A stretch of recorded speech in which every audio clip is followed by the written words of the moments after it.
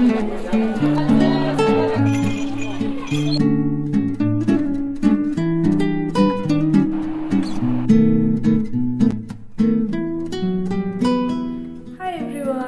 Morning, welcome back to my channel.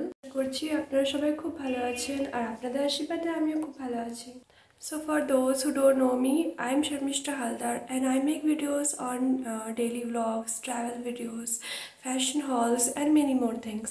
চলুন এবার যে বাজার করতে। কি ভাবছেন এই 100 টাকা দিয়ে বাজার করব? না না, আজকের দিন আর 100 টাকা দিয়ে বাজার হয় না, আর টাকা পকেটে আছে। বাজারটা আমাদের বাড়ি থেকে গুনে গুনে হয়তো 10 পা হবে। জানেন তো, আমাদের বাড়িটা না আগে ছিল অন্য পাড়ায়, কিন্তু আমার দাদুর এই বাজারের মধ্যিখানে দোকান ছিল না, তার জন্যই বাজারে একদম কাছে নতুন করে জায়গা কিনে বাড়ি করেছিল, যাতে দোকান ঘর যাতায়াত করতে সুবিধা হয়। যাকগে, আজকে আমি একা ছিলাম তো, তার জন্য পুরো বাজারটা ঘুরে দেখা সম্ভব হলো না। অন্য কোনো দিন নিশ্চয়ই দেখাবো। বাজার থেকে ঘুরে টুরে এসে এবার আমি করছি এক্সারসাইজ। অনেকে আমাকে কমেন্ট করে বলবেন যে সকালে ঘুম থেকে উঠে সবার আগে এক্সারসাইজ করতে হয়, কিন্তু আমাদের এখানে সবার আগে বাজার করতে হয়, নইলে আর ফ্রেশ শাকসবজি কিছুই পাওয়া যায় না। আসলে আমাদের আশেপাশে এরিয়ার মধ্যে এটাই সব থেকে বড় বাজার তো, তাই অন্যান্য গ্রামের অনেক মানুষ অনেক ভোরবেলা থেকে এসে বাজার করে। আর এখন আমি যে বইটি পড়ছি সেটা হলো সম্মানীয় আবুল কাশেমের লেখা মৌর্য। সত্যি বইটির লেখনী অসম্ভব সুন্দর। সমস্ত কাজ করা হয়ে গেছে আর ব্রেকফাস্ট করা হয়ে গেছে। এবার চলো গিয়ে দেখি মা কি করছে।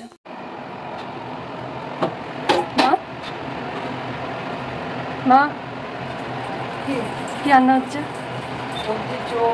এখন ওই বেলা 11টার মতো বাজে আর আমি বসেছি কিছু ফল কাটতে। আর এই ভাত খাওয়া 2 ঘন্টা আগে নয়তো বা বিকেলবেলা ফল খাওয়া আমার একটা অভ্যাস। আমি জানি না কেন, কিন্তু আমার ফল খেতে খুব ভালো লাগে। ওই দেখো, খেতে বসতে না বসতে এসেছে একটা পার্সেল, যাই গিয়ে রিসিভ করে আসি। আমার বাড়িতে আমার মতো আর কেউ কিন্তু ফল খেতে এত পছন্দ করে না, আর এদিকে আমার মাঝে মধ্যে মনে হয় সারাদিন ফল খেয়ে কাটিয়ে দিই। আম, কলা, আপেল, নাশপাতি থেকে শুরু করে এমনকি ড্রাগন ফ্রুট পর্যন্ত, যেটা অনেকেই অপছন্দ করে, সেটা পর্যন্ত আমি একাই গোটা সাবার করে দিই। এবার আপনাদের দেখাই ফ্লিপকার্ট থেকে কি এলো। 2টো ঘরে পরা জামা অর্ডার করেছিলাম, ওই দুটোই এসেছে। এবার হয়তো আপনারা ভাববেন যে এই মেয়েটা কত অনলাইনে শপিং করে। আসলে আমি অনেক বেশি অনলাইনে শপিং করি। এই জামাটা দেখতে ভালোই লাগছে, কিন্তু নেকলাইনের কাজটা এত টাইট জামা পরলে আমার সত্যি সাফোকেশন হয়। আরেকটা জামা দেখায়, এটা আবার আমার খুব পছন্দ, কিন্তু মায়ের আবার পছন্দ নয়। আসলে এটা ক্রপ টপ তো, আর মা আমাকে ক্রপ টপ পরতে তো একদমই চায় না। এখনই ঠিক মতো জানি না যে দুটো রাখবো কি রাখবো না, কিন্তু এই জামাটা আমার পরে নিজেকে নিজেই যেন কিউট লাগছে।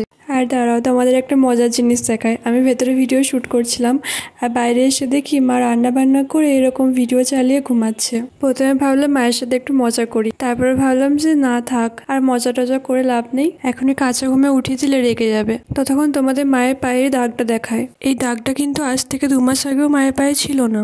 আসলে 2 মাস আগে মায়ের একটা অ্যাক্সিডেন্ট হয়েছিল। আমার মামা বাড়িতে বর্জরায়, তো ওখানে পয়লা বৈশাখে 2 দিন আগের থেকে শিবের খুব বড় করে গাজন হয়। আমরা সেই গাজন দেখতে যাচ্ছিলাম। যারা বেলিয়াতোড় থেকে বিলং করো তারা নিশ্চয়ই জানো যে বেলিয়াতোড়ের তেমাথাটা কি পরিমাণ বিজি থাকে। খুব লাকিলি আমরা সেদিন সকাল সকাল বাড়ি থেকে বেরিয়েছিলাম। ভোরের ট্রেনে বেলিয়াতোড় পৌঁছায় মোটামুটি ওই 7টার দিকে। তারপর স্টেশন থেকে টোটো করে যেদিকে ওই দুর্গাপুরে বাস ধরে ওইদিকে বাস স্ট্যান্ডে আমরা আসছিলাম। তারপর যেই টোটোটা ডান দিকে টার্ন মারে, একটা বাইক সজোরে এসে আমাদের ধাক্কা মারে।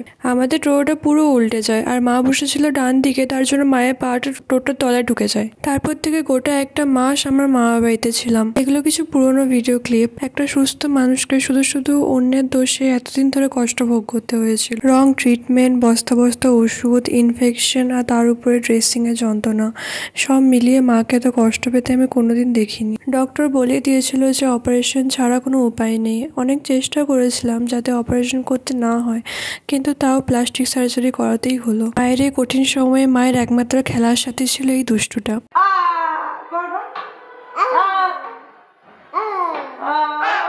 মা এখন আগের থেকে অনেকটাই ভালো আছে, নিজের পায়ে হাঁটতে পারে, কিন্তু আমাদের এই কঠিন সময়ে যারা আমাদের পাশে ছিল তাদের অবদান কোনোদিনও ভুলে যাওয়া সম্ভব না। এখানে আমি আমার এডিটিং এর কাজকর্ম সেরে নিচ্ছিলাম। এবার স্নান টান করে এসে খাবার বাড়বো। আমাদের বাড়িতে আমরা যখনই খেতে বসি সবসময় একসঙ্গে খেতে বসারই চেষ্টা করি। আজকে দুপুরে ছিল ভাত, সবজির ঝোল, মাছের ঝাল দিয়া, মাছের টক আর ডাল। চলুন তাহলে আজকে দুপুরে লাঞ্চটা মায়ের সঙ্গে গল্প করতে করতে আর আমার ফেভারিট কার্টুন গোপাল ভাঁড় দেখতে দেখতে খেয়ে নি।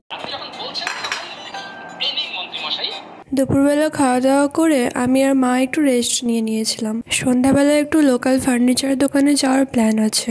সেদিনে মিনি ব্লগে বলেছিলাম না আমার সেলফটা ভাইকে পাঠিয়ে দিয়েছি, তো আমার ঘরে জিনিসপত্র রাখার জন্য একটা ছোট কিছু নিতে যাব। আর এই নতুন ফার্নিচার নেওয়ার জন্য যে মাকে কি কষ্টে রাজি করিয়েছি তোমাদের আর কি বলবো। 2 দিন ধরে মায়ের পিছু পিছু ঘুরে তবে মা রাজি হয়েছে। দাঁড়াও না, সামনে তো রাখি আসছে, আমার ভাই বাড়ি আসুক, ওর কাছ থেকে ডাকাতি করে নেবো। চলুন তাহলে এবার বিকেলের চাটা খেয়ে নিয়ে বাইরে যাওয়ার জন্য রেডি হই। আজকে আমাদের লজে একটা ভাড়া ছিল, তার জন্য প্রথমে আগে লজ যাব, তারপরে যাব ফার্নিচারের দোকানে। ব্যাস মায়ের চুলটা একটু সেট করে দিই, তাহলে আমরা রেডি। কিন্তু যাওয়ার আগে ঘরের সমস্ত দরজা জানলা ভালো করে লাগিয়ে তারপরে যেতে হবে, নইলে বর্ষাকালের দিনে মশার প্রচন্ড উপদ্রব।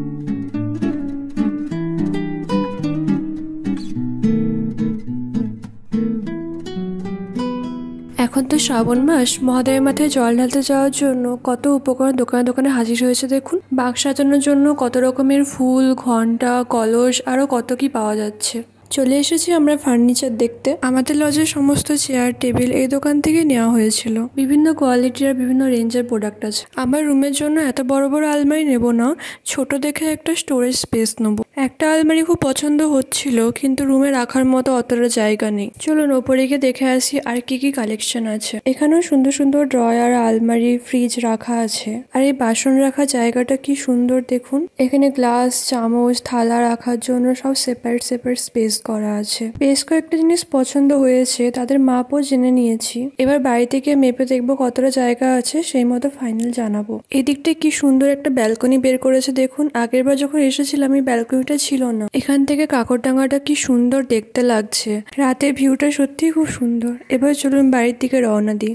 যাওয়ার পথে বাড়ির জন্য একটু মিষ্টি নিয়ে নেবো। এই দোকানে একটা হলুদ দানাদার পাওয়া যায়, ওটা আবার মায়ের খুব ফেভারিট। মা যখনই মিষ্টি কিনতে যায় ওটা মায়ের কিনতেই হবে। আর আমরা দুজন মা মেয়েতে বেরোবো আর কসমেটিক্সের দোকানে ঢুকবো না, সেটা কখনোই পসিবল না। তাই ঢুকেছি কয়েকটা নেল পলিশ নেওয়ার জন্য। এই পার্পল কালারটা দেখো কি সুন্দর লাগছে না, যেটা মা আমার হাতে লাগিয়ে দিল। আমি আবার আরেকটা পছন্দ করেছি, এই যে রোজ গোল্ড কালারের নেল পলিশটা। কালারটা কিন্তু বেশ সুন্দর মানিয়েছে আমার হাতে। তবে খুব লাকিলি আজকে দুটো নেল পলিশ কিনে দোকান থেকে বেরোতে পেরেছি, নইলে অন্যদিন তো হাজার রকমের জিনিস কিনে তবে বেরিয়ে আসি। বাইরের থেকে দুটো ভেজিটেবল চপ এনেছিলাম। এবার এগুলো ঝটপট খেয়ে নিয়ে রাতে খাবারের জন্য জোগাড় করতে হবে। এখন ঘড়িতে প্রায় 9:45 বাজে। দুজনে মিলে লেগে পড়েছি রাতে খাবারের প্রস্তুতি করতে। আমি এখানে কাটছি আলু আর মা করছে রুটি। আজকে রাতে খাবারে রয়েছে রুটি, আলুর তরকারি, ওবেলাকার মাছের ঝাল দিয়া আর কলা মিষ্টি। এদিকে রাতের বেলা রান্নাঘরে দরজা লাগাতে গিয়ে মা পেয়েছে একটা ফড়িং। এই ফড়িংটাকে যতই বের করে দিই বারবার আমাদের রান্নাঘরে ঢুকে যায়। আজকে ভিডিওটা তাহলে এখানেই শেষ করছি। দেখা হবে পরবর্তী কোনো ব্লগে। আপনারা কিন্তু যাওয়ার আগে অবশ্যই আমার চ্যানেলটা সাবস্ক্রাইব করে দেবেন, আর ভালো লাগলে একটা লাইক করে দেবেন।